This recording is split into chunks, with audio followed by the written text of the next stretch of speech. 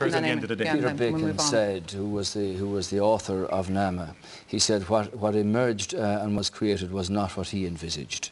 This is effectively a secret society. It's not a secret property society. cannot move and will not move until there's an injection of competence in there, until we know the register of loans, until there's a movement in the property section that is transparent and accountable, and that's not there at the moment. I want to move off NAMA. No, I'm going to move off. It's not fair for him to say. NAMA has been before the Dáil. It's been accountable to the Dáil. We're going to move on now. Sorry, Micheál. Yes, and it was to another based on part of the untruths economy. because the banks didn't tell them the truth Okay, at the we're going to beginning. move on to public finances, taxes and cuts, because to be honest, for many people watching tonight, it's money in their pocket that matters to them. Enda Kenny, I'm starting with you on this.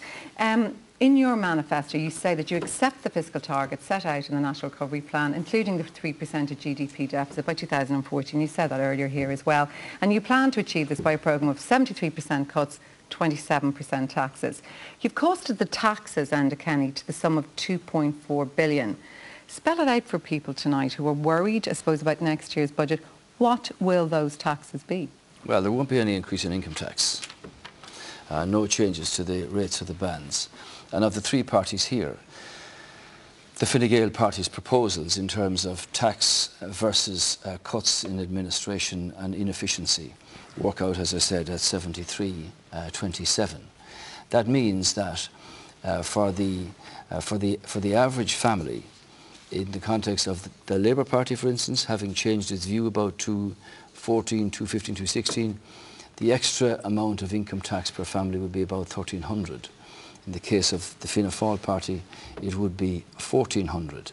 So we recognise, as has been pointed out, that you cannot tax your way out of this recession. You've got to keep taxes low. You've got to keep the interest rates low.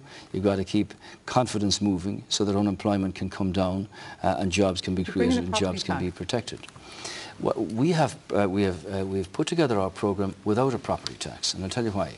So there won't be a property tax? Well, not from Fine Gael nationally. What we have done here is to say to local authorities, we are going to give you the responsibility and the authority, if you wish, after 2014, to consider whether you should introduce a profit tax on the sale of houses.